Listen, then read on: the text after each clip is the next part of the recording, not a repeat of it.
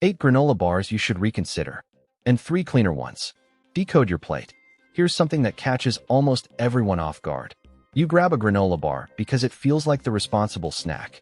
It's got oats. It's got that wholesome outdoorsy image. It's sitting right next to the health food. But a huge number of the granola bars on that shelf are, nutritionally speaking, candy bars in a more virtuous costume. At Culinary Cipher, we believe better food choices start with better information, not bigger marketing claims. So before you pack another one in a lunchbox or a gym bag, let's decode what's actually holding that little bar together. Because the difference between a real snack and a chocolate bar with a good publicist is bigger than you'd think. The whole thing comes down to what's doing the work in the bar. A real, simple snack bar is held together by things like dates, nut butter, or a little honey. But a lot of granola bars are held together by a stack of syrups and sugars, then coated or drizzled with more sugar syrup. The oats are there, sure, but they're often outnumbered by sweeteners with different names, spread across the ingredient list so no single one looks too big. Once you learn to read for that, the illusion falls apart fast. Let's reconsider the 8 to watch, and then the 3 actually worth reaching for. Number 1, the chocolate-coated granola bars. That chocolatey layer is the giveaway. Flip the bar over and you'll usually find sugar near the top, plus 1 or 2 syrups binding everything, and the coating adds even more. The oats are almost a garnish at that point. It's a tasty snack, but calling it granola is generous. Reconsider whether you're grabbing a wholesome bite or essentially a candy bar with a sprinkle of oats on top. Number 2, the chewy bars held together with syrup. Ever wonder what makes a chewy granola bar chewy? It's usually a binder of glucose syrup, brown rice syrup, or corn syrup, sometimes several at once.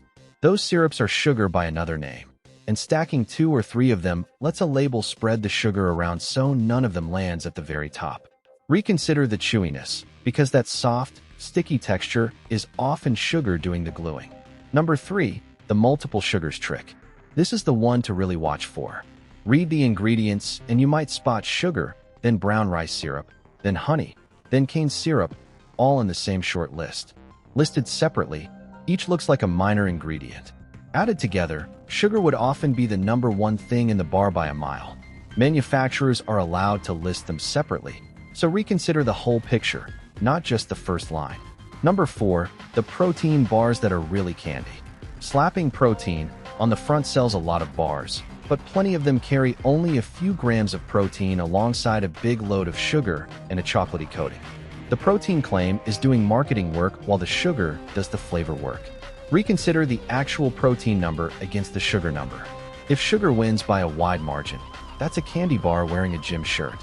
Number 5, the made with whole grains fine print. This phrase is designed to reassure you, but it sets a very low bar. A product can say made with whole grains, while still being mostly sugar and refined ingredients, because it only has to contain some whole grain, not be built on it. Reconsider that reassurance and check where the whole grain actually falls in the list and how much sugar is keeping it company. Number 6, the yogurt-coated and drizzled bars.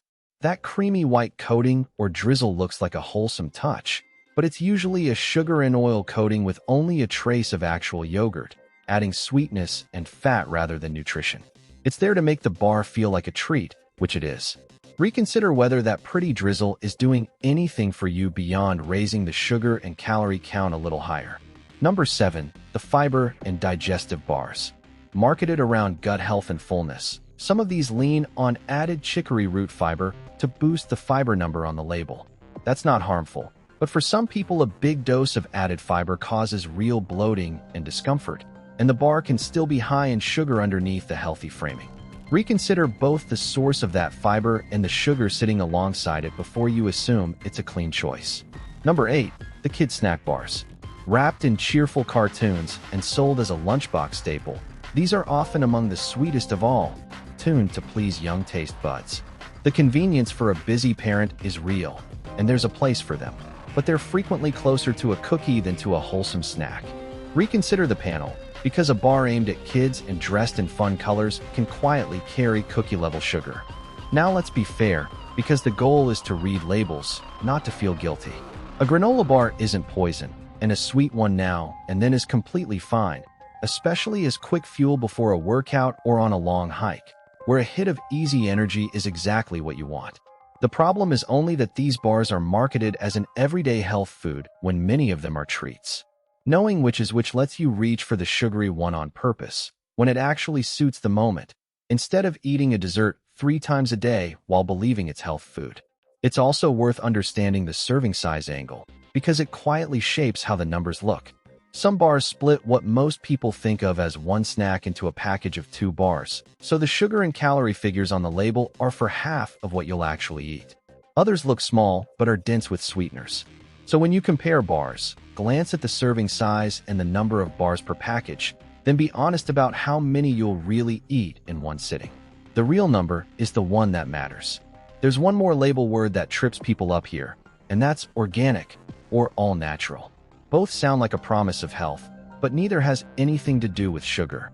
An organic granola bar can be sweetened with organic cane syrup and organic brown rice syrup and still deliver just as much sugar as the conventional version right next to it. Organic tells you something about how the ingredients were farmed, and natural barely means anything at all on a bar like this. Neither one tells you whether you're eating a snack or a dessert. So don't let a leafy green wrapper or a reassuring buzzword do your thinking for you. The ingredient list and the sugar line are the only things that actually answer the question, and they don't care what the front of the box promises. So here are 3 cleaner ones worth reaching for. First, the short ingredient fruit and nut bars. Look for bars built on a handful of recognizable things. Dates, nuts, maybe egg white for protein, and not much else. When the whole ingredient list is 4 or 5 foods you could picture on a plate, you're holding a real snack. The sweetness comes from the fruit itself rather than a stack of syrups, and the label reads like a recipe instead of a chemistry set. Second, plain nuts, seeds, or a small handful of trail mix you assemble yourself. Almonds, walnuts, pumpkin seeds, and a few pieces of unsweetened dried fruit give you steady energy, real protein, and healthy fat with 0 added sugar and no binder syrups at all. It's portable, it's filling, and the ingredient list is simply the foods themselves. For fuel that lasts, this quietly beats most bars on the shelf. Third, make your own bars. Mix oats with a natural nut butter and a little honey, press it into a pan, and chill it. In about 10 minutes, you've got a chewy, satisfying bar with an ingredient list you wrote, sweetened by exactly as much honey as you choose, with no mystery syrups or coatings. Once you realize how simple the real thing is, the shelf of cleverly marketed bars starts to look a lot less necessary. Here's the quick rule to carry into the store. The front of the wrapper will say whatever sells: granola, protein, whole grain, natural. Ignore it and flip the bar over. Count the sugars, and remember they hide under many names: syrup, cane, honey, malt, all adding up. Check whether real food, oats, nuts, fruit, actually leads the list. The moment you see several sweeteners spread across a short list and a chocolatey coating on top, you know exactly what you're really holding. It isn't dangerous, and nobody's saying never eat one. The point is simpler than that. You deserve to know whether you're grabbing a snack or a candy bar in hiking boots. You don't need to clear out the pantry tonight. Just flip the bar next time you're standing in that aisle. A short ingredient list, real food first, and the sugars adding up low. That's the whole reconsideration. So go check the granola bars in your cupboard right now. Count how many different sugars you can find in one bar, and tell me the number in the comments. I genuinely want to know how high some of these go. Because the smartest food choices aren't made by believing the front of the package. They're made by understanding what's behind it. Every label tells a story. Every ingredient is a clue. At Culinary Cipher, we're here to help you decode your plate, so you can make informed choices that fit your health, your family, and your budget. Until next time, stay curious, stay informed, and keep decoding your plate.